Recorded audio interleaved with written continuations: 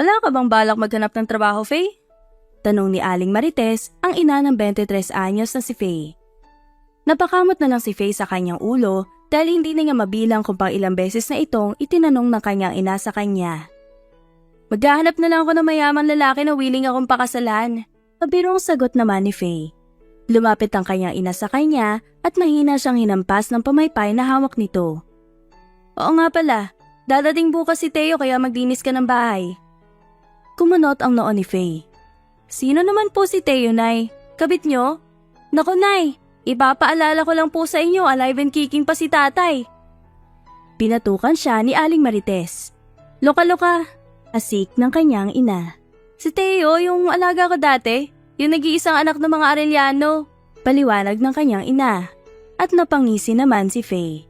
Guwapo nun dati, Nay, no? Siguro, mas lalo siyang gumwapo ngayon at baka may 8 pandesal na rin yun. Ay nako, Faye. Huwag mong pagnanasahan si Teo dahil magkalayo ang agwat ninyong dalawa. Kung siya parang anghel sa langit, ikaw naman ay parang bulating inaapakan sa lupa. Sinabi ng kanyang ina. At napangiri naman si Faye sa sinabi ni Aling Marites. Bulate talaga, Nay. Hindi pa pwedeng Diyosa. Maglinis ka na dahil maglalaba pa ako. Napairap ang kanyang ina. Tinalikuran na siya ni Aling Marites at imbis na sundin ang iniutos ng ina, ay nagpatuloy lang siya sa paghiga sa sofa at pagsuscroll sa phone niya. Maraming sinalihan dating app si Faye, pero wala siyang nagustuhan sa lahat ng nakakausap niya online. Faye! Malakas na sigaw ni Aling Marites habang paulit-ulit na kinakalampag ang pinto ng kwarto ni Faye. Kulang na lang ay sirain ito ni Aling Marites para makapasok siya sa loob. Papungas-pungas na bumangon si Faye at nakangiting pinagbuksan ng kanyang ina. Nagawa pa niyang humikap sa harapan nito. Bakit, Nay? Anong bakit? Inutusan kitang maglinis pero hindi mo naman ginawa. Malinis naman po ang bahay. Paliwanag niya, sabay inilibot ang paningin sa kabuuan ng kanilang bahay. Napangiwi siya nang mapansin ang iilang agyo sa kisame. Napatingala rin tuloy ang kanyang ina roon. Hindi naman po siguro yan mapapansin nung Teo. Giit pa niya. Napahilot na lamang si Aling Marites sa kanyang sintido dahil ubod talaga ng katamaran ang nag-iisang anak niya. Kinaumagahan, 8:00 ng umaga ay dumating na si Theodore Arellano o mas kilala sa pangalang Teo. Kaagad itong sinalubong ni Aling Marites at pinugpog ng halik. Sumulpot rin sa tabi niya si Faye na kulang na lang maghugis puso ang mga mata sa kakatitig sa lalaki.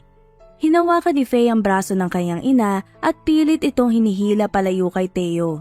Nay, may asawa ka na. Natatawa niyang sinabi. Saka lang siya napansin ni Teo.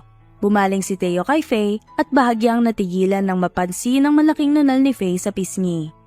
Ang gwapo-gwapo mo na, iho! I agree! Sabat naman ni Faye habang ngiting-ngiting humarap kay Teo. Para kang si Vong! Komento ni Faye. Ngumisi naman si Teo. Navarro? Go! Saka siya humagalpak ng tawa. Sinamaan siya ni Teo ng tingin. Ganyan po ba talaga ang anak niyo, Nanay Marites? Tanong ni Teo sa ginang. Pinandilatan ni Aling Marites si Faye. Hayaan mo na yung si Faye. Panis ata ang nakain ng batang yan ngayong araw. Sabi ng ginang. Grabe ka naman sa akin, Nay. Pinapatawa ko lang naman po itong si Leo. Depensa ni Faye. Tinignan siya ni Leo. It's Theo. At inirapan naman siya ni Faye. Theo, Leo, pareho lang naman yun. Hinila na lang ni Aling Marites si Theo papasok ng bahay para wala nang mangyaring pagtatalo. Akmang susunod na sana si Faye papasok nang mapansin niya ang iilang kapitbahay na sumisilip at nakikiusisa sa bisita nila. Kaagad siyang lumapit sa kanila. Sino yun, Faye? Ang pogi, parang artista? Tanong ni Lilith na halos kaedaran lang ni Faye. Isa itong manager sa restaurant. Boyfriend ko. Walang hiyang sagot naman ni Faye sa kanya. Napaawang ang labi ng iilang nakarinig.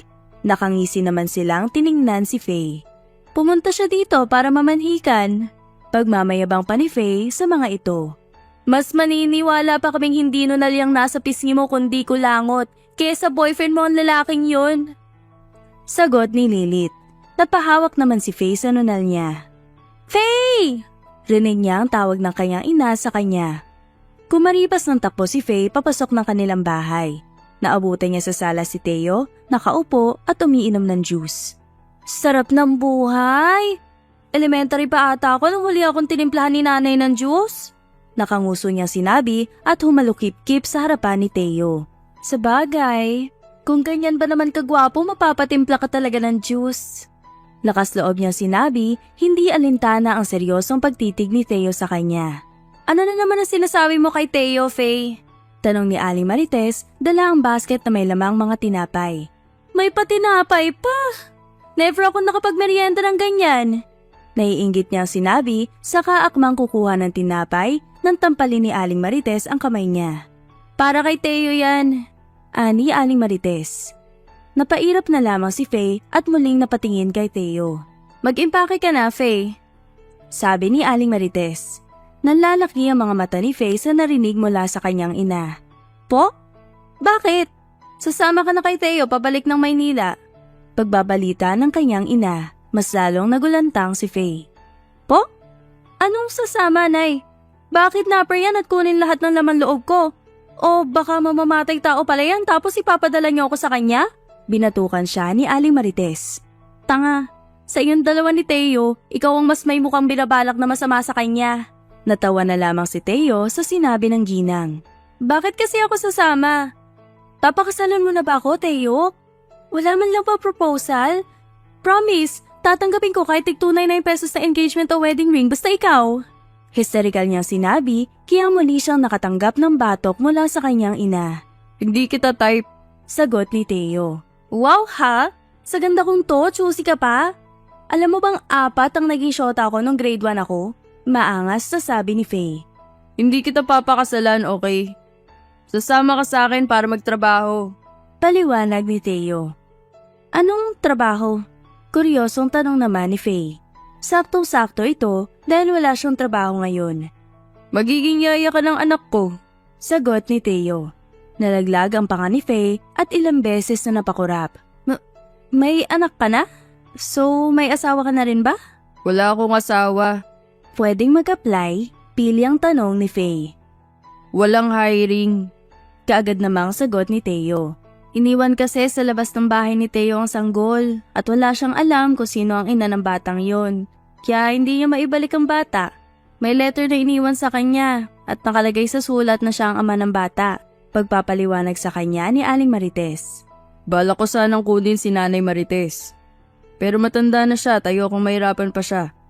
Nabanggit niya sa akin kailangan mo na trabaho at malawak raw ang kaalaman mo sa pag-aalaga ng mga bata.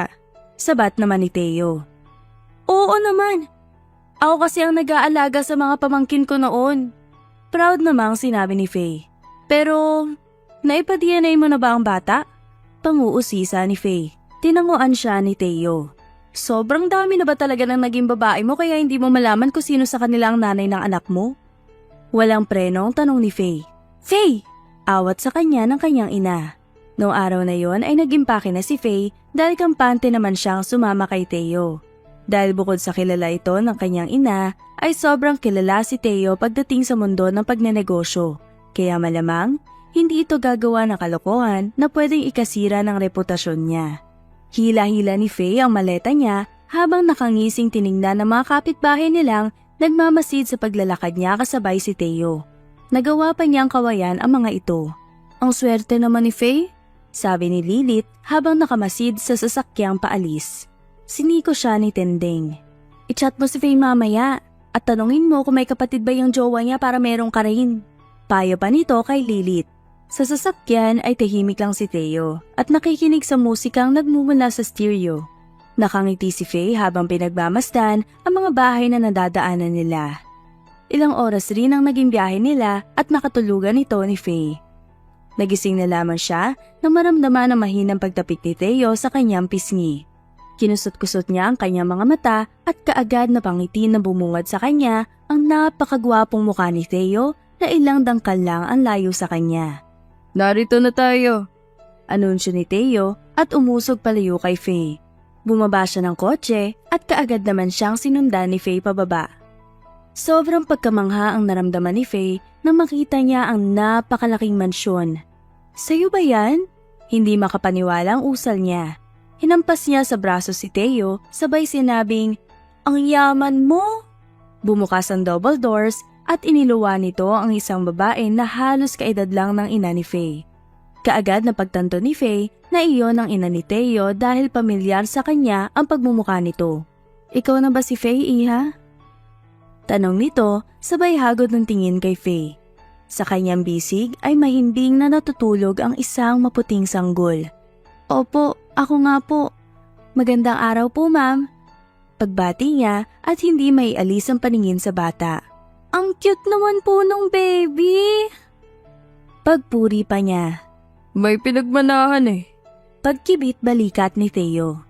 Tumango si Faye bilang pagsasang-ayon. "Mukhang mana sa nanay." Hindi sa akin. Reklamo ni Teo. "Mana ka sa mami mo."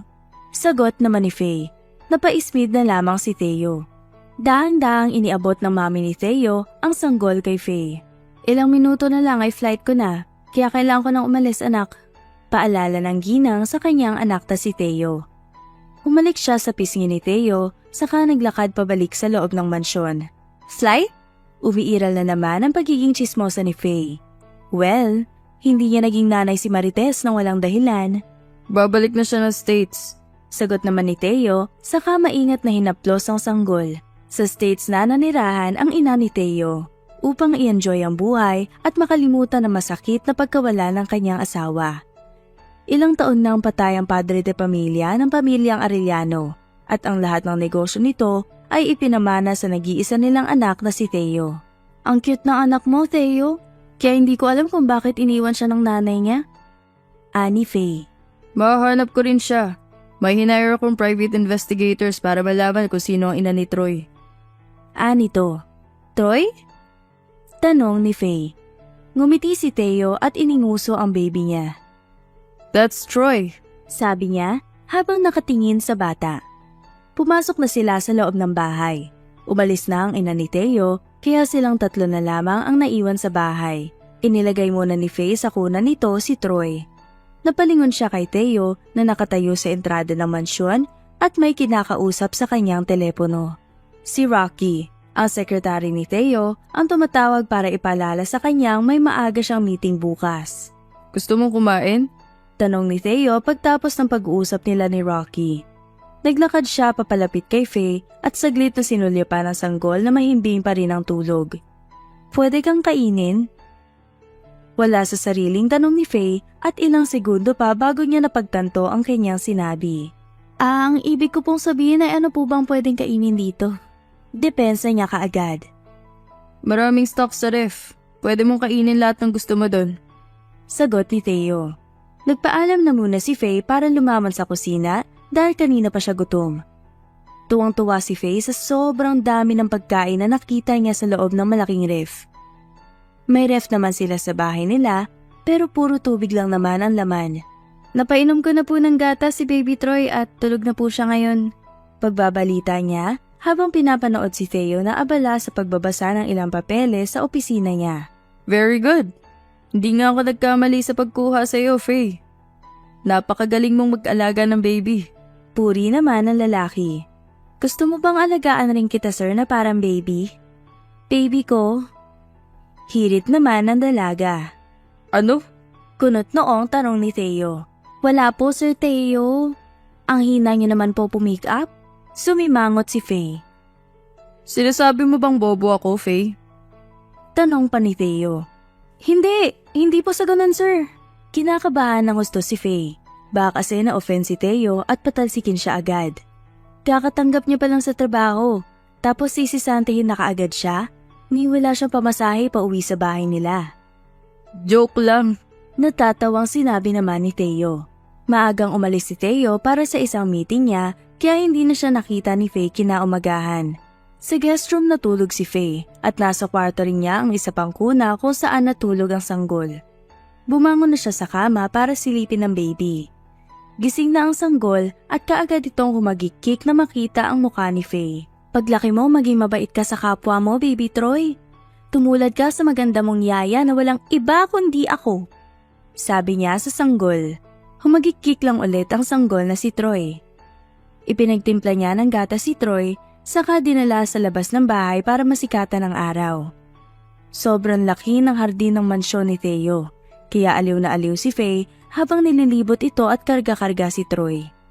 Nang sumapit ang tanghali ay may delivery na dumating mula kay Theo. Mga pagkain ito para kay Faye.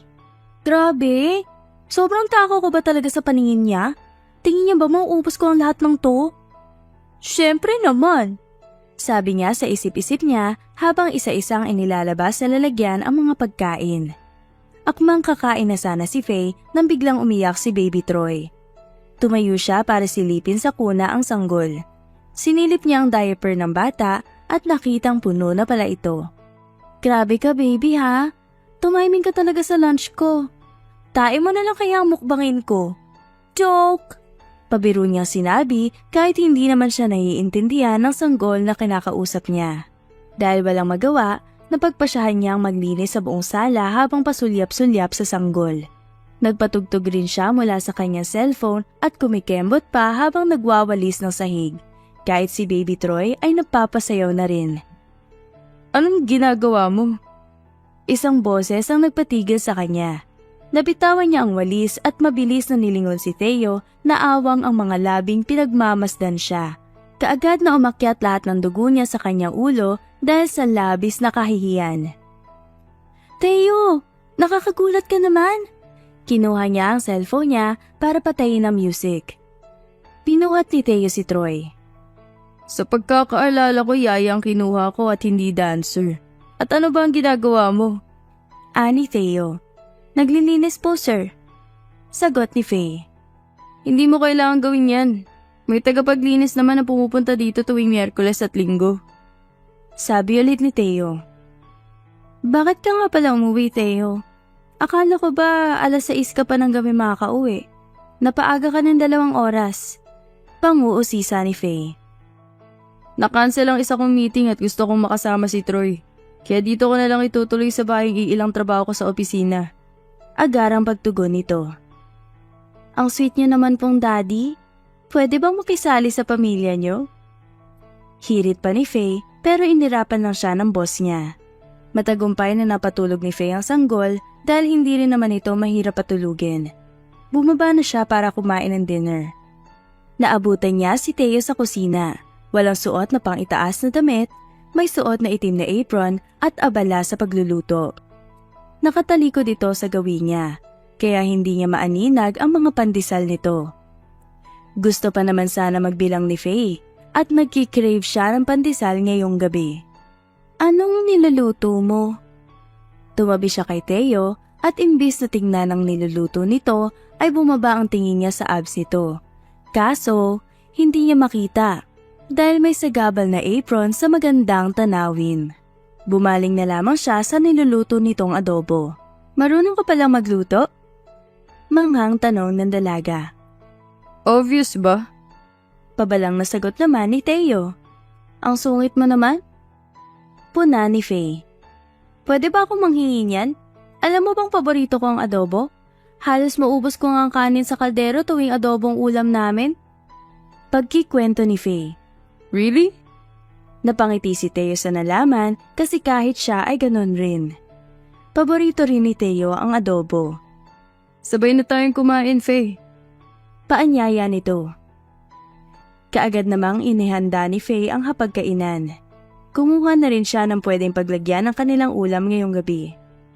Alam mo ba na nung grade 4 ako, hinabol ako ng aso? Sabi ni Faye kay Theo sa kalagitnaan ng pagkain nila. Naalala ko pauwi ako ng bahay nun eh. Hindi ko lang talaga alam ang dahilan kung bakit ako hinabol ng aso nun. At alam mo bang kailangan ko pang umakyat sa puno ng bayabas para lang tigilan ako ng aso? Pagdadaldal niya palalo. Habulin ka pala? Ani Theo.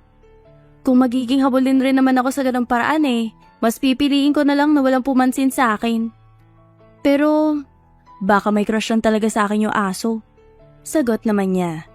Napuno ng halakhakan ng 4 na sulok ng kusina dahil sa mga pinagsasabi ni Faye. Aliw na aliw naman sa kanya si Theo na halos magsilabasan na ang kanin sa mga ilong nila dahil sa labis na pagtawa.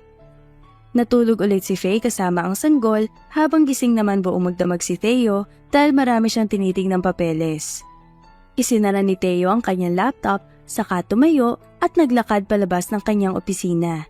Didiretso na sana siya sa kusina para magtimpla ng kape nang madaanan niya ang silid na tinutulugan ni Faye at ng sanggol.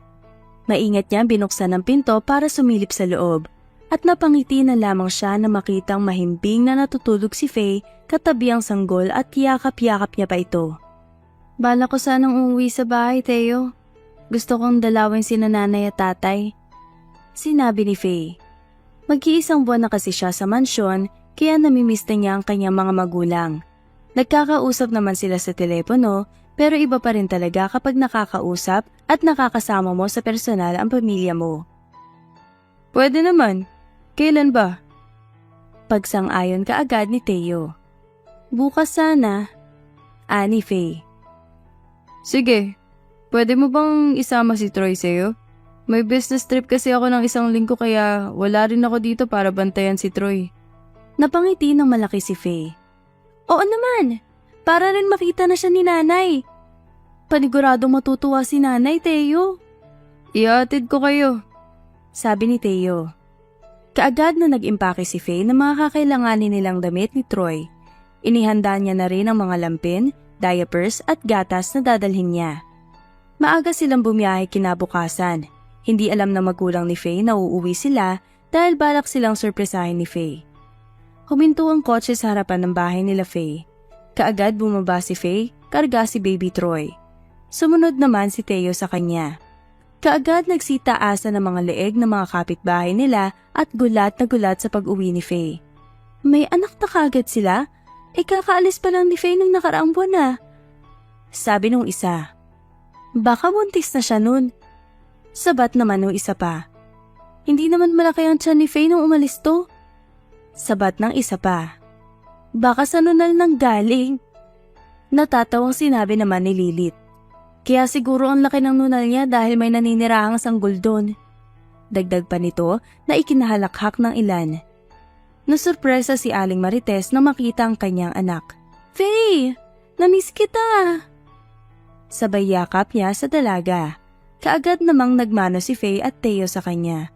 Nay, ako rin po. Di ka nagsabing uuwi ka pala. Di sana nakapaghanda ako. Aligagang sinabi ni Aling Marites. Di hindi na yun surprise, Nay. Ngiwi ni Faye. Bumaba ang tingin ni Aling Marites sa sanggol. Kaagad niya itong kinuha mula kay Faye.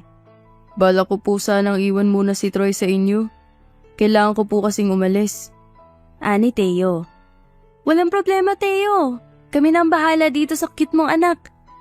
Salamat, Nanay Marites. Napangiti si Theo. Na makaalis na si Theo, ay dinala ni Aling Marites si Troy sa kwarto nila ng kanyang asawa para patulugin. Lumabas ng bahay si Faye at namataan ng mga kapitbahay nilang mukha ng giraffe sa kakasilip sa bahay nila. Lumapit siya sa mga ito. Hoy! Pambubulas kanya sa mga ito. Kaninong anak yun? Tanong ni Lilith. Ang makahula, may 20 kiss. Pagbibiro ni Faye. Wag na, halata namang hindi sa iyong batang yun. Sabat ni Leonora na halos kaedad lang rin ni Faye. Ayos lang, basta sa akin naman yung tatay ng bata. Ngumisi pa si Faye para lalong asarin ng mga kapitbahay nila. Saan ka nakabili ng gayuma? Tanong pa ni Lilith. Walang gayo-gayuma yun. Ganda lang ang puhunan. Mayabang namang sagot ni Faye. Kaagad namang napairap si Lilith sa sinabi niya at lantaran pang kinukot siya ang malaking nunal niya sa pisngi. Palagi na lang talagang pinagdidiskitahan ng mga tao ang nunal niya, kahit wala naman itong ginagawang masama.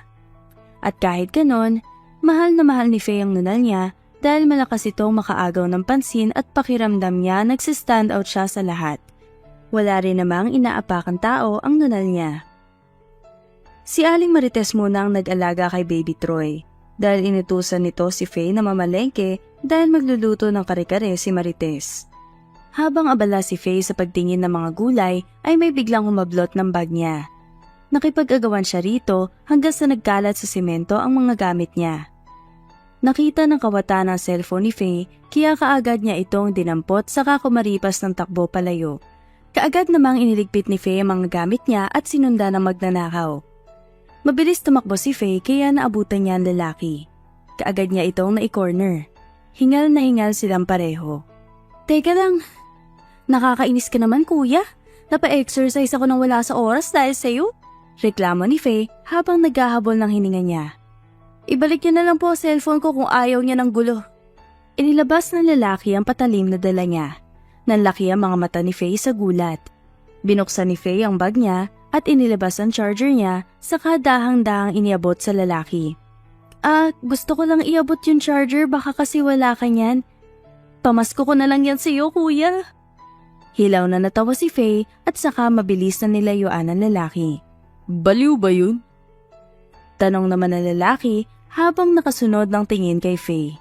Kaagad umuwi ng bahay si Faye pagtapos mamili ng mga sangkap para sa kare-karing lulutuin ng nanay niya. Tumawag sa akin si Teo. Hindi ka raw niya matawagan kaya ikinuwento ko sa kanya ang nangyari sa'yo. Sabi ni Aling Marites isang umaga habang nagkakape si Faye sa kusina. Bakit pa naman kasi hinayaan mo makuha ng magnanakaw ang telepono mo? Ibinigay mo pa ang charger mo. Sumimsim muna si Faye sa kape niya bago sinagot si Aling Marites. Ayoko namang isugal ang buhay ko dahil lang sa cellphone, Nay. At isa pa, ayoko pang mamatay. Ayoko pang mamatay na birihin pa ako. Diyos mio ka talagang bata ka? Natawa lang si Faye. Totoo naman kasi ang sinasabi niya. At naisip niya na may dahilan lahat ng tao kung bakit nakakagawa sila na masama o panlalamang sa kanilang kapwa. Kagaya na lamang nung lalaking kumuha sa cellphone niya. Inisip na lamang ni Faye na siguro sobrang kailangan na ng pera at ang magnakaw na lamang ang naiisip nitong paraan. Nagising si Faye sa ingay na nagmumula sa labas ng kanyang kwarto. Napabangon rin siya na mapansing wala na si Baby Troy sa kanyang tabi. Nagmamadali siyang lumabas ng kwarto at halos madapa pa sa sobrang pagmamadali. Nay! Si Troy! Teo? Natigilan siya nang bumungad sa kanya si Teo. Nakatayo ito sa gitna ng kanilang sala at karga-karga ang sanggol. Lumingon siya kay Faye. Akala ko bukas ka pa uuwi. Hindi mapigilan ni Faye ang mapangiti sa pagdating ni Teo. Isang linggo rin kasi silang hindi nagkita at namimiss na niya ito. Feeling girlfriend lang ang peg. Maaga natapos kaya umuwi na ako agad. Namiss rin kasi kita. Namiss ko ang anak ko. Pagkatapos ay umiwas ng tingin si Teo habang todong ngiti naman si Faye. Naghanda na masarap na agahan si Aling Marites at masaya nila itong pinagsaluhan. Umuwi na rin sila sa Maynila noong araw na yun. Para sa'yo. Biglang may inabot na box si Teo kay Faye isang araw habang nagdidilig ng halaman si Faye sa hardin. Tulog pa ang sanggol, kaya napagpasyahan niyang pagtuunan muna ng pansin ang mga halaman. Ano yan? Nagtataka niyang tanong at tinanggap ang box. Kaagad niya itong binuksan at nasurpresa na makita ang isang brand new na cellphone. Napakamahal nito, Teo. Nag-angat siya ng tingin kay Teo. Ninakaw ang cellphone mo at wala ka ng cellphone kaya binilang kita ng bago. Para matawagan mo ang parents mo at para matawagan mo na rin ako. Paliwanag ni Teo. Ilang gifts to? Tanong ni Faye. Ha? Huhulog-hulugan ko ba to sa'yo? Inosenteng tanong niya kay Teo. Kakayanin ko naman sigurong bayaran to sa'yo? Aniya pa. Walang bayarang mangyayari, Faye. Regalo ko yan sa'yo. Talaga? Walang halong joke? Kung sino man ang kaluluwang sumapi sa'yo, nagpapasalamat ako sa kanya dahil sa kabaitan niya. Pagbibiro pa ni Faye at natawa na lamang si Teo. Sa mga buwan na nagdaan, ay mas lalo pang nagiging malapit si Teo at Faye sa isa't isa. Palaging excited si Faye kapag umuuwi si Teo sa mansyon at hindi baawat ang pagtambol ng kanyang puso. Kahit si Teo ay nagmamadali rin sa pag-uwi dahil sabik itong makita si Faye dahil sa mga buwang magkasama sila ay palaging pinapagaan ni Faye ang araw niya at masaya siyang kasama ang dalaga dahil na rin sa kakulitang taglay nito. Kagaya ng madalas na nangyayari, ay wala na si Teo na magising si Faye. Tumunog ang doorbell kaya nagmamadaling tumakbo si Faye pupunta sa gate para silipin ito. Nang makita niyang gwapo ang nasa labas ng gate ay walang pagdadalawang isip niyang binuksan ang gate. Good morning, miss. Nakangiting bati ng lalaki sa kanya. Good morning din. Kung si Theo ang hinahanap mo kanina pa siya nakaalis. Sagot naman ni Faye na todong ngiti sa harapan ng lalaki. Para kasi itong Korean actor dahil sa kinis, puti at tangkad nito at itagdag mo pa ang pormahan nito. Pero para kay Faye, wala pa ring tatalo sa kagwapuhang taglay ng boss niyang si Theo. Ganun ba? Ibibigay ko lang sana itong ilang papeles. Kamot ulong sagot ng lalaki. Inilahad niya ang kamay niya kay Faye. Luke Cortez nga pala. Businessman pero walang monkey business. Pagpapakilala ng lalaki sa kanyang sarili. Bahagyang natawa si Faye. Faye Marasigan po. Pagpapakilala rin ni Faye sa kanyang sarili. Mas nilakihan pa ni Faye ang pagkakabukas ng pinto para sana papasukin si Luke. Pero tumanggi ito at nagpaalam na dahil may kailangan pa siyang gawing trabaho. Ipinapabigay nga pala ni Luke. Iniabot ni Faye kay Theo ang mga papeles na makauwi ito sa mansyon. Hinubad ni Theo ang suot niyang coat at inilapag sa sofa. Tinanggal niya rin ang pagkakabutones ng dalawang naunang butones sa suot niyang long sleeve at tiniklop na maangas ito hanggang siko. Nakatitig lang si Faye sa kanya habang ginagawa niya ang lahat ng iyon. Buti na lang hindi yelo itong si Theo. Dahil kung yelo siya, ay baka kanina pa siya natunaw sa init ng titig ni Faye sa kanya. Nabanggit nga niya sa akin. Sagot naman ni Theo at bumaling kay Faye. Kaagad na inilihis ni Faye ang kanyang tingin at napatikhim sa sobrang kahihiyan. Talagang harap-harapan pa niya ang pinagnanasahan ng kanyang boss. Napakagwapo ni Luke, Theo. May girlfriend na ba siya? Nabigla naman si Theo sa itinanong ng dalaga. Mas gwapo naman ako dun. Mahinang sinabi ni Theo. May sinasabi ka ba, Theo? Tanong ni Faye sa kanya. Bakit mo ba kasi tinatanong? Iritadong tanong ni Theo at halos mapunit na dito ang mga papel na hawak niya sa sobrang pagkairita sa hindi niya malamang kadahilanan. Bawal ba? Curious lang naman ako. Depensa ni Faye. Do you like him? Kalmadong tanong ni Theo. Kaagad namang umiling si Faye. May iba akong gusto. Pag-amin nito. Sino? Kuryosong tanong naman ni Theo. Sa pagkakaalam ko akong chismosa dito. Pero parang nahawa ka na sa akin Pangaasar ni Faye kay Theo. Inismeran lang siya ni Theo at walang imik na nilampasan. Natatawang sinundan naman siya ni Faye ng tingin. Pikon talaga. Pahabol pa niyang sinabi pero hindi na ito narinig pa ni Theo. Nagulat si Faye nang si Luke ang bumungad sa kanya pagbaba niya sa sala. Prenteng nakaupo sa sofa si Luke at nakatayo naman sa harapan nito si Theo na kanina pa masama ang tingin sa kaibigan niya. Luke? Kaagad na lumapit si Faye sa kanila. Tumayo si Luke at akmang hahalikan sa pisngi si Faye nang biglang tumikhim si Theo.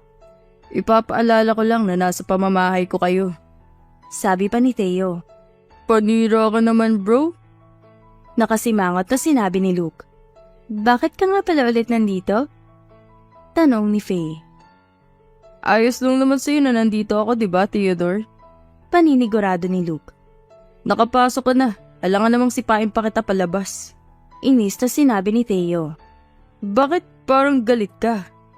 Ba't parang kasalanan ko? Panggagaya ni Luke sa isang famous line mula sa isang pelikulang napanood niya. Nakahawak pa siya sa dibdib niya para mas convincing. Pangit ba ako? Pangit ba ang katawan ko? Kapalit-palit. Kapag hindi ka tumigil, hindi na ako magdadalawang isip na itapon ka palabas. Mariing pagbabanta ni Theo kay Luke. Kung si Theo ay naiinis sa presensya ni Luke, kabaliktaran naman nito ang nararamdaman ni Faye. Kanina pa natatawa si Faye sa mga hirit ni Luke. Para kasing may sumulpot na isa pang Faye, pero boy version niya. Inilabas ni Luke ang cellphone niya at pinindot ang camera nito para makipag-selfie kay Faye. Ayos lang ba kung mag-picture tayo? Tanong ni Luke. Kaagad namang sumang-ayon si Faye habang mas lalo namang nadadagdagan ang inis ni Theo sa nangyayari. Para saan ba yan? Pang-uusisa ni Theo. Gusto ko lang ipakita kay mama kung ano itsura ng next girlfriend ko. Pilyong sagot naman ni Luke. Akmang pipindutin na sana niya ang camera button nang biglang nakisali si Theo sa picture nila. Napalingon si Luke kay Theo. Ang ginagawa mo? Tanong niya. Sasali. Sagot ni Theo. Magiging next girlfriend ba kita para sumali ka? Asik ni Luke sa kanya. At o sabi kapag tatlo kayo sa picture mamamatay yung nasa gitna. Dagdag pa ni Luke. E di ikaw sa gitna. Ani pa ni Theo. Wag na nga lang mag-picture. Padabog na sinabi ni Luke. Ngiting tagumpay naman si Theo. Hindi niya mawari kung bakit siya umaakto ng ganto. Imposibleng nagsiselos ako. Naiiling niyang sinabi sa kanyang isipan. Magkatabi sa sofa si Luke at Faye at kanina pa sila nag-uusap habang nakatayo naman sa gilid nila si Theo at inoobserbahan ang mga kaganapan. Para siyang leon na handang lapain si Luke kung sakaling may gawin itong hindi niya magustuhan. Umiiyak si Troy. Pag-agaw ni Theo sa atensyon ni Faye. Nagmamadali naman si Faye na puntahan si Troy. May gusto ka ba kay Faye? Tanong ni Luke kay Theo. Kaagad namang umiling si Theo. Wala. Sigurado ka? Kasi kung gusto mo naman si Faye, titigilan ko na siya. Sinabi ni Luke sa kanya. Ayaw niya kasing magkasira ang pagkakaibigan nila dahil lang sa isang babae. Hindi ko siya gusto at hindi ko siya kailanman magugustuhan. Seryosong sinabi ni Theo. Hindi alam ni Theo na narinig pala ito ni Faye. Ramdam ni Faye ang bahagyang pagkirot ng dibdib niya nang marinig ang bawat katagang binitawan ni Theo. Aware si Faye sa nararamdaman niya para kay Theo at alam naman niyang wala siyang pag-asa rito. Pero ang sakit pala talaga kapag narinig mo mismo sa taong gusto mo na hindi ka talaga niya gusto. Napapadalas ang pagdalaw ni Luke sa mansyon ni Theo para bisitahin si Faye. Mukhang mabigat ang kamay mo. Gusto mo hawakan ko? Hirit ni Luke na nagpahagikgik naman ng husto kay Faye. Ang landi mong nilalang. Siniko siya ni Faye. Pareho nilang pinagmamasdan si Baby Troy na gumagapang sa carpeted na sahig. Lumalaki na ito at talaga namang lumalaki itong gwapo. Ang laki-laki na ng baby ko. Baka sa isang iglap bigla na lang siyang ikasal.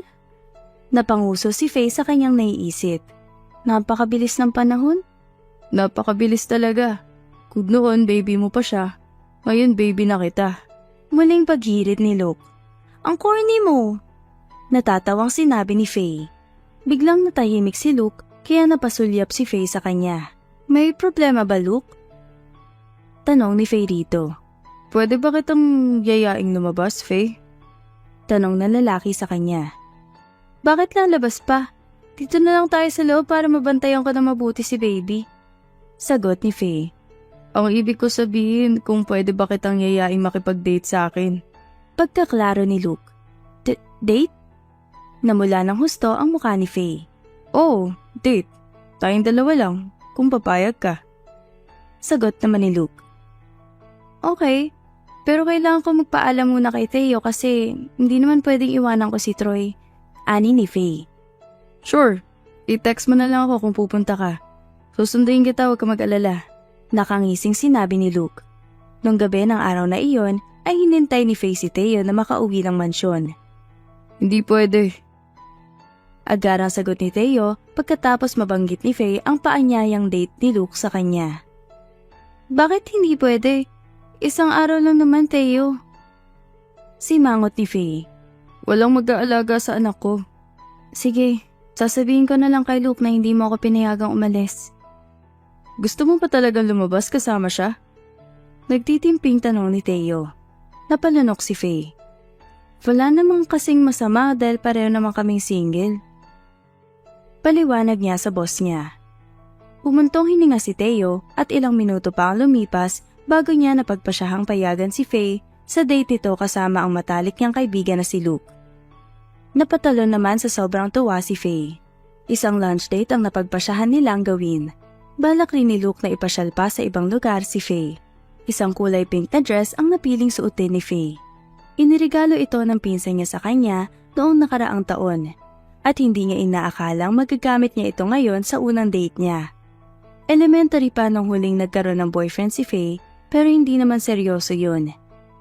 Matagal na siyang single at ito ang unang beses na makikipag-date siya. Marami namang nag-aya sa kanya noon pero hindi niya trip. Pero wala namang masama kung gusto niyang sumubok ngayon ng bago. Kaagad niyang kinawayan si Luke na nasa baba at kanina pa nag-aabang sa kanya.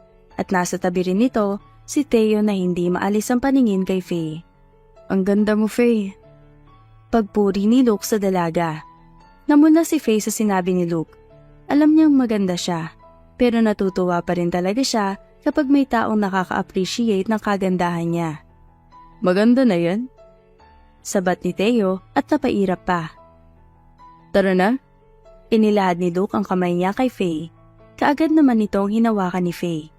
Bumaba ang tingin ni Theo sa kamay nilang magkahawak. Umigting ang kanyang panga at mariing na ikuyom ang kanyang mga kamao sa labis na pagkainis na nakikita. Nagpaalam na ang dalawa. Hindi na nag-abala pa si Theo na sundan sila ng tingin, pagkus ay pinuntahan na lamang nito ang anak niyang si Troy. Dinala ni Luke si Faye sa mamahaling restaurant at ipinatikim kay Faye ang iilang putahing hindi pa niya natitikman kagaya na lamang ng steak na madalas ang mayayaman lang ang kumakain nito. Kapag yumaman ako, bibili ako ng maraming ganto. Natutuwang sinabi ni Faye patukoy sa pagkain kinakain nila.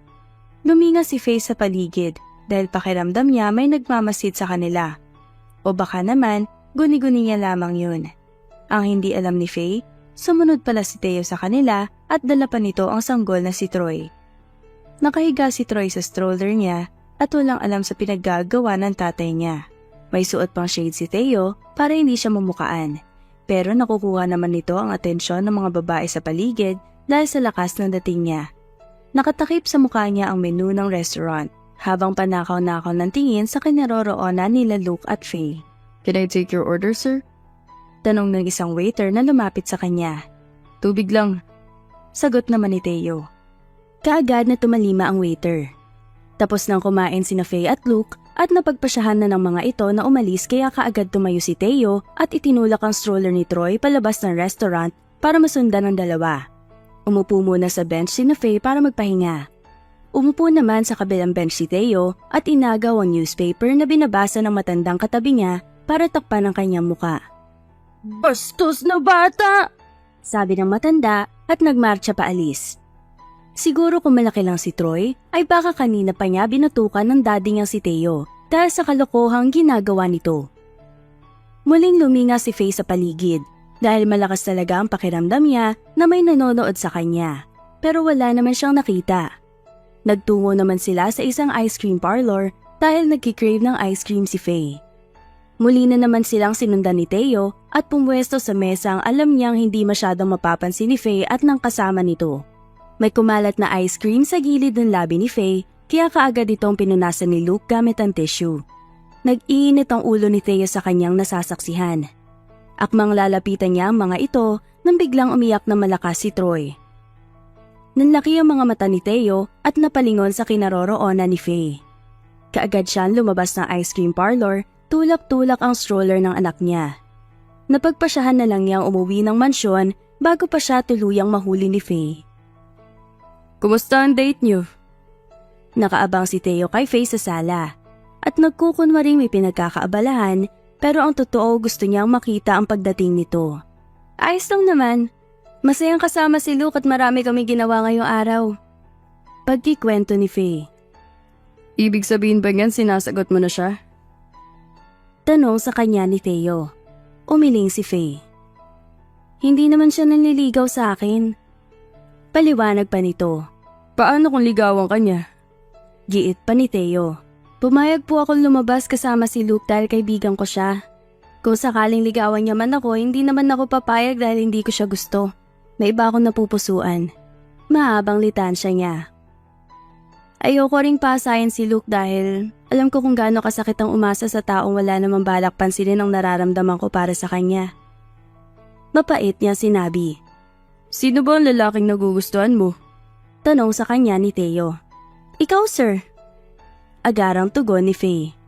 Nasabit si Theo sa sarili niyang laway at napaayos ng upo. Humagalpak ng tawa si Faye. Siyempre, joke lang po, sir. Kaagad niyang binawi ang sinabi niya. Gusto niya si Theo at hindi biro ang nararamdaman niya para sa lalaki. Pero alam ni Faye kung saan lang siya dapat tumugar. Narito siya sa mansyon para alagaan si Troy at hindi para sungkitin ang puso ni Theo. Sa yamang taglay ni Theo ay alam ni Faye na malabong magustuhan siya nito. Napakalayo ng agwat at pagitan ng mga mundo nilang dalawa. At patagal na sinabi sa kanya ni Theo na hindi siya type nito at kahit kailan hindi magkakagusto si Theo sa kanya. Hindi na humaba pa ang kanilang usapan dahil nagpaalam na si Faye sa kanya para makapagpahinga na dahil naubos ang energy niya sa lahat ng ginawa nila ni Luke kanina. Dinala rin kasi siya ni Luke sa arcade at halos maubos ang oras nila kakalaro doon. Aaminin ni Faye, labis siyang nagsaya sa date nila ni Luke pero kaibigan lang talaga ang tingin niya kay Luke dahil mas maliwanag pa sa sikat ng araw ang katotohanang si Theodore Arellano ang nag-iisang gusto niya. May mga bagay sa mundo na hindi natin kontrolado. May mga pangyayaring hindi natin kayang pigilan, kagaya na lamang ng feelings natin. Gustuhin man nating alisin ang nararamdaman natin sa taong hindi naman tayo gusto ay hindi natin magawa. Nahihirapan tayong gawin. Pero kung natuturuan lang sana ang puso, ay malamang walang taong nasasaktan ngayon. Nasundan pa ng ilang beses ang paglabas ni Faye kasama si Luke. Noong huling date nila ay isinama pa nga nila si Troy dahil walang magbabantay rito. Imbis na asikasuhin ang kanyang kumpanya, ay mas inuna ni Theo ang kakasunod sa dalawa. Minamatyaga ng bawat kilos nito. Dinaig pa niya ang aso sa kakasunod kina Faye at Luke. Ilang araw hindi nakauwi ng mansyon si Theo dahil may pinunta nitong business conference sa Baguio. Nagulat na lamang si Faye nang umuwi si Theo at may kasama itong isang sexing babae. Sino siya? Tanong ng babae, sabay baba ng sunglasses na suot niya. Ang babaeng kasama ni Theo ay si Cassandra. Matalik rin itong kaibigan ni Theo at nagkasalubong silang dalawa sa business conference na pinuntahan nilang pareho sa Baguio. Kaklase ni Theo si Cassandra noong kolehiyo pa sila. Yaya ng anak ko. Sagot naman ni Theo. Yaya, napakarangal na trabaho. Pero hindi maiwasan ni Faye ang masaktan ng marinig ito. Alam niyang ito lang ang papel niya sa buhay ni Theo. Pero malibang maghangad siya ng higit pa dito? Faye, ito si Cassandra. Dito na muna siya ng ilang araw. Sabi ni Theo. Hi! Nagagalak akong makilala ka. Napalunok na lamang si Faye at naglahad ng kamay pero hindi man lang nag-abala si Cassandra na tanggapin ito. Where's my room? Imbes na tanong ni Cassandra habang hawak ang pula niyang maleta. Sasamahan na kita. Sabi naman ni Theo at iginiya si Cassandra sa magiging pansamantalang kwarto niya. Nakasimangot silang sinundan ni Faye ng tingin. Hindi niya ring maiwasang ikumpara ang sarili niya kay Cassandra dahil sa kinis at ganda nito. Mayaman pa, kaya para sa kanya, mas bagay si Cassandra at Theo. Naiinis si Faye sa kanyang sarili dahil ang lakas ng loob niyang magselos samantalang hindi niya naman boyfriend si Theo. Pero hindi niya kasi mapigilang makaramdam ng inis sa babae dahil magmula nang dumating ito, madalang na lamang siyang pansinin ni Theo. Hindi siya sanay na may ibang babaeng pinapansin si Theo. Pumasok sa kusina si Theo at naabutan nitong kumakain si Faye. Tahimik si Faye at nasa pagkain ng tingin. Ni hindi man lang nito napansin ang pagpasok ni Theo. Faye? Pagtawag ni Theo sa kanya. Nag-angat ng tingin si Faye sa kanya. May kailangan po ba kayo? Tanong ni Faye. Ayos ka lang ba? Mukhang malalim ang iniisip mo ah. Puna ni Theo, sabay bukas ng ref para kumuha ng juice. Inilapag niya sa mesa ang pitchel at kumuha ng baso sa lalagyanan. Nakasunod naman ang tingin ni Faye sa kanya. Okay lang ako. Sagot naman ni Faye kahit na hindi naman talaga siya okay. Kumusta kayo ni Luke? Panguusisa pa ni Theo. Okay lang naman. Sagot ni Faye at tipid siyang nginitian. Theo, nasa na ang juice ko? Biglang sumulpot si Cassandra. May bathrobe na nakabalot sa basang katawan nito. Pinasadahan niya ng daliri ang basa niyang buhok.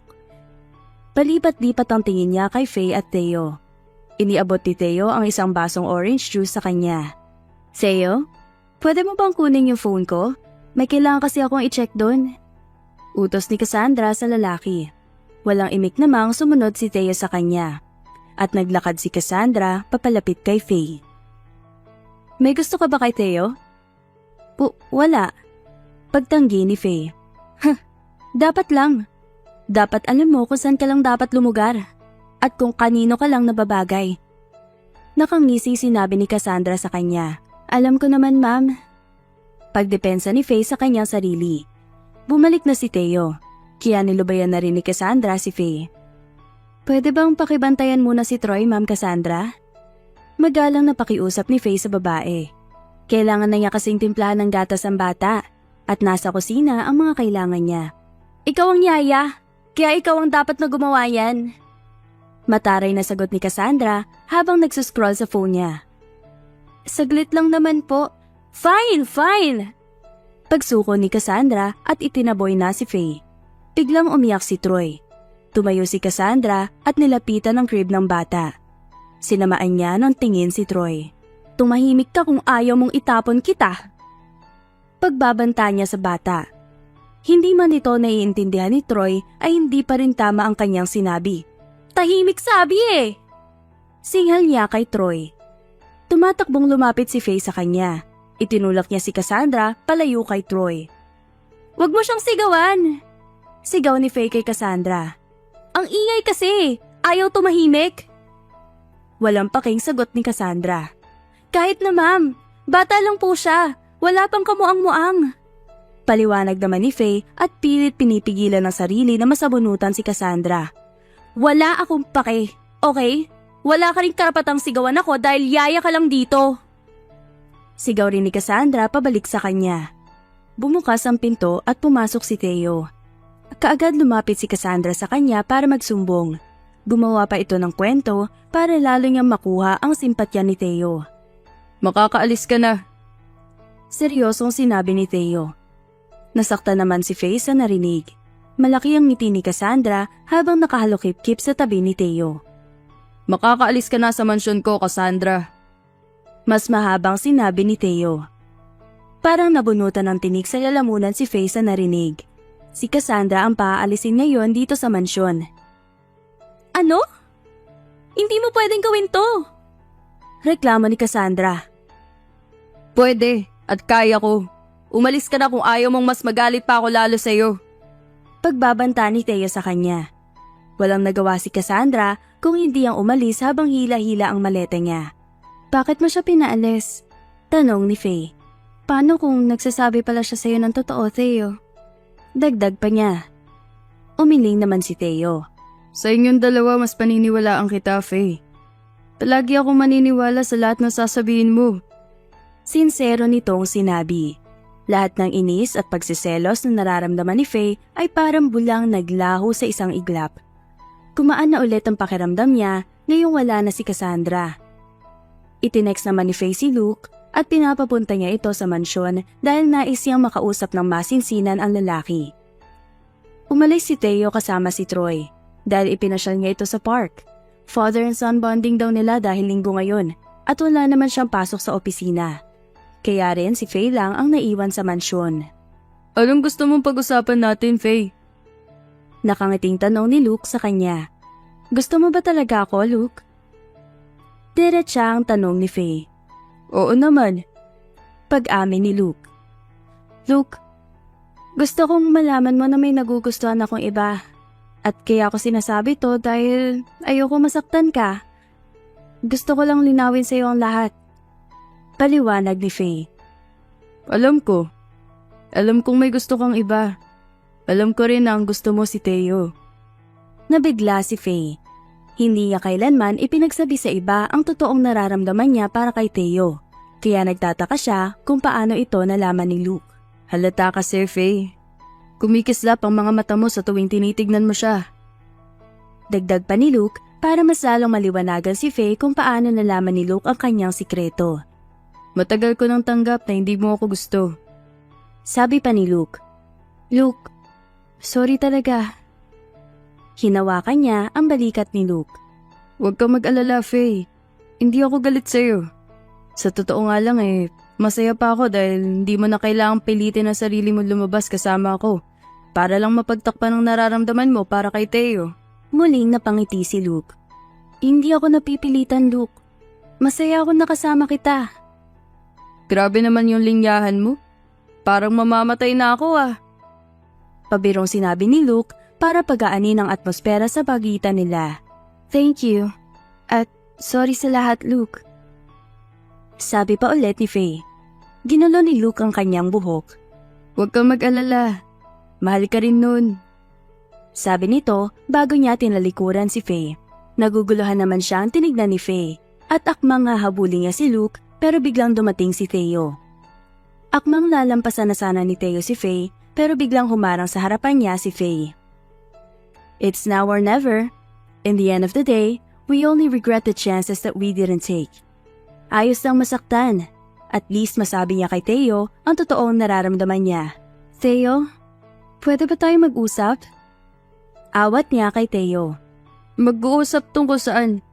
Alis ka na ba at sasama ka na ba kay Luke? Magpapakasala na ba kayo at iiwan mo na ba kami ni Troy? Sunod-sunod nitong tanong kay Faye. Teka lang, anong kasal? Ano nga alis? Napakamot na lamang si Faye sa kanyang ulo.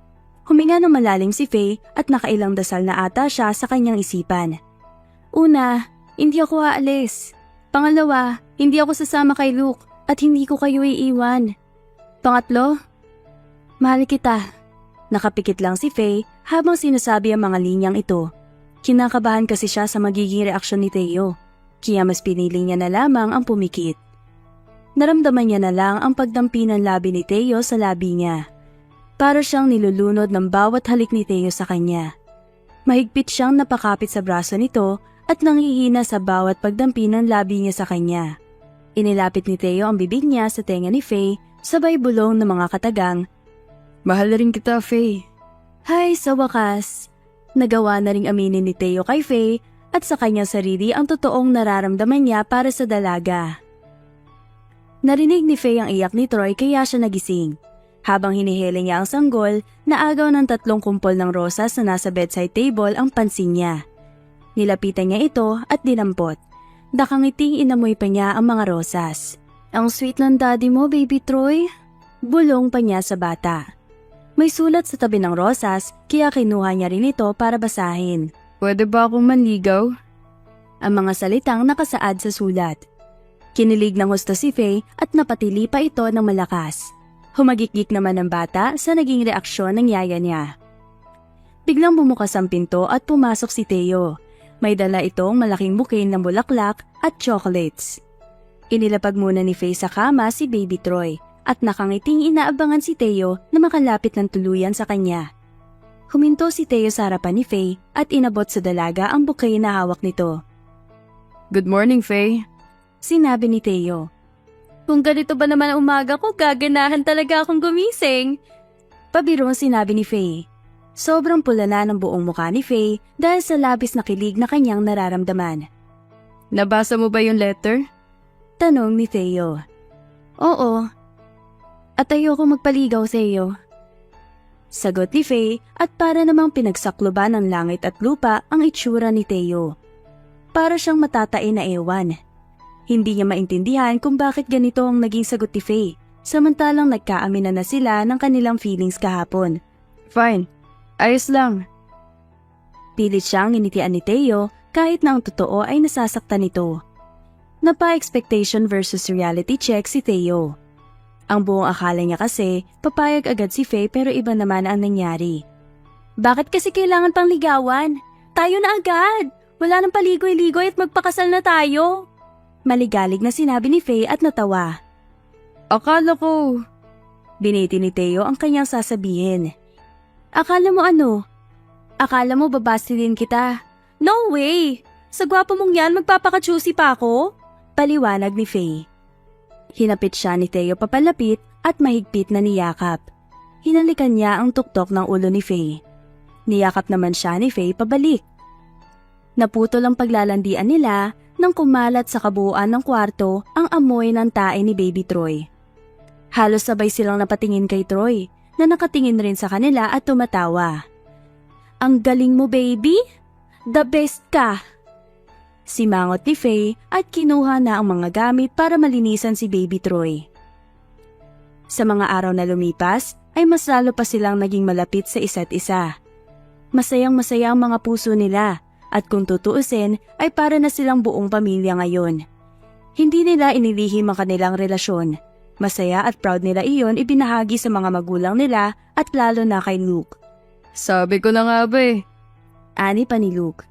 Halatang may gusto rin si Theo sa'yo.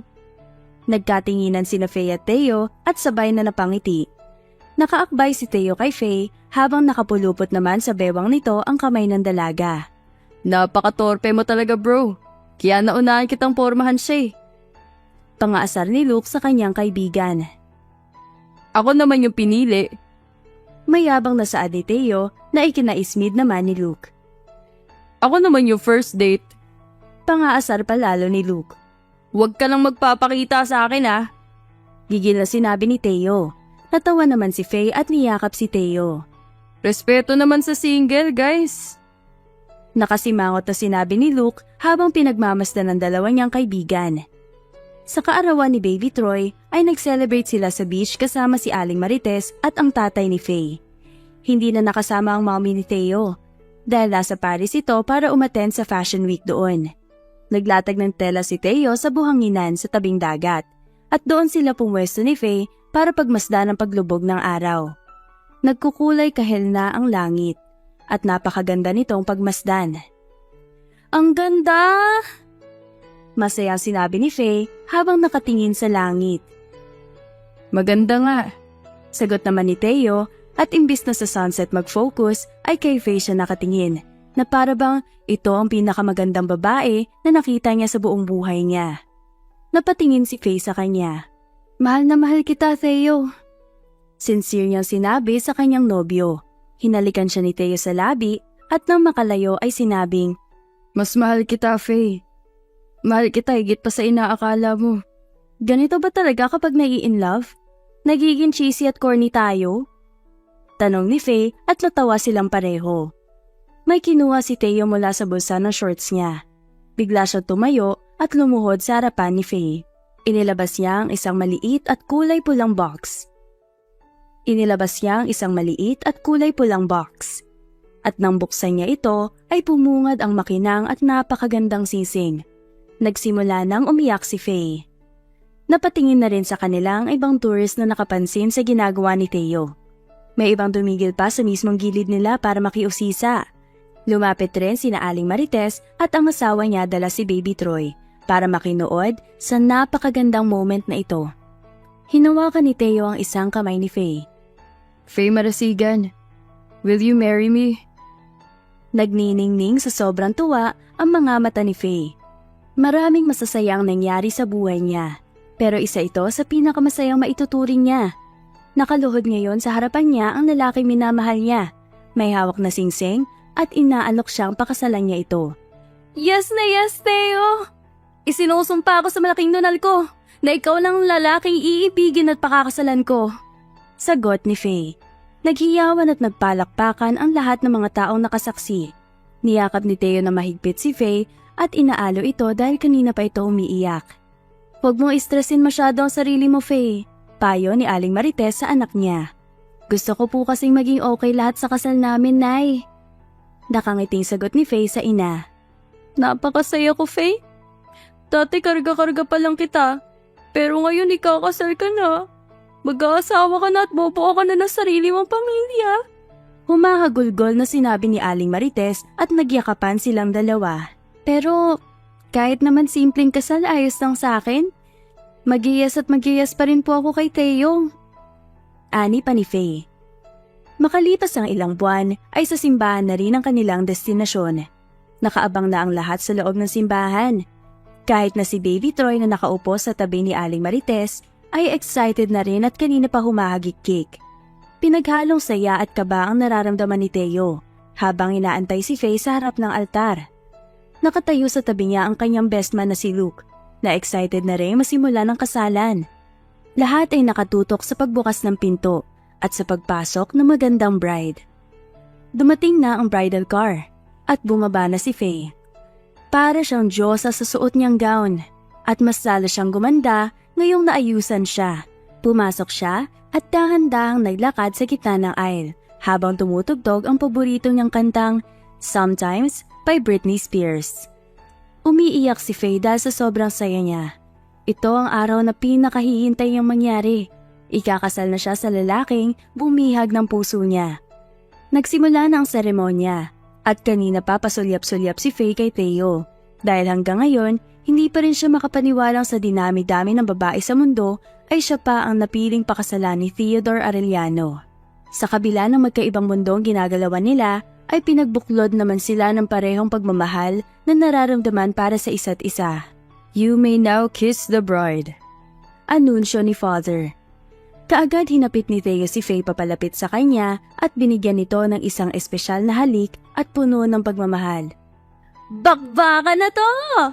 Natatawang sinabi ni Faye sa first night nila together. Gawan na natin ang kapatid si Troy! Ngumisi si Theo at siniil ng halik ang asawa niya.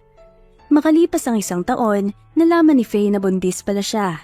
Habang kumakain sila ng dinner ni Theo, ay biglang inilapag ni Faye sa gitna ng mesa ang pregnancy test.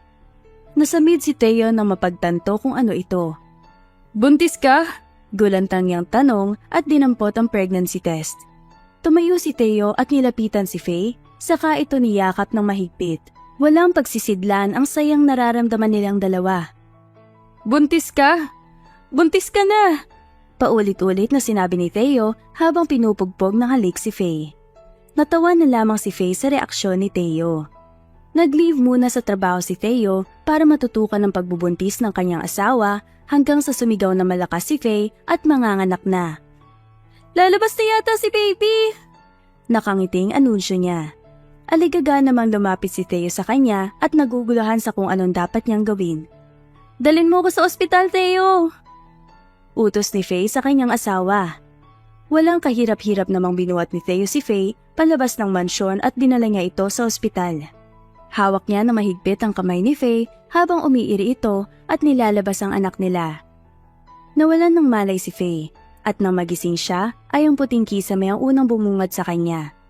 Inilibot niya ang tingin niya sa paligid at napangiti na makitang nasa silid si Theo at ang mommy nito at pati na rin ang mga magulang niya at si Troy. Kaagad dinaluhan ni Theo ang kanyang asawa. Hinalikan niya ito sa noo. Napakatapang mo, Faye. Proud na proud ako sa iyo at mahal na mahal kita palagi. Malambing nitong sinabi. Nasaan ang anak natin? Tanong ni Faye. Bumukas ang pinto at may pumasok na nurse. Karga rin nito ang anak nila. Lumapit siya kay Faye at inihiga ang sanggol sa tabi ni Faye. Lumamlam ang mga mata ni Faye nang mahawakan ng kanyang anak. Ang ganda niya. Naiiyak niyang sinabi. Parang ako. Ano pong ipapangalan niyo sa kanya, ma'am? Tanong ng nurse. Blessy ang gusto kong ipangalan sa kanya. Dahil blessing siya sa amin. Sagot ni Faye. Matagal na nila itong pinag-isipan ni Theo. Napakagandang pangalan, ma'am. Komento ng nurse at lumabas na muna sa silid. Binuhat ni Theo si Troy at dinala papalapit kay Blessy. Troy, say hi to Blessy. Bulong ni Theo sa kanyang anak. Ikinaway naman ni Troy ang maliit niyang kamay sa kapatid niyang si Blessy. Habang nakangiti ito at masaya rin sa pagdating ng kanyang kapatid. Masaya ang pagsasama ni Theo at Faye at nasundan pa ng tatlo ang anak nila.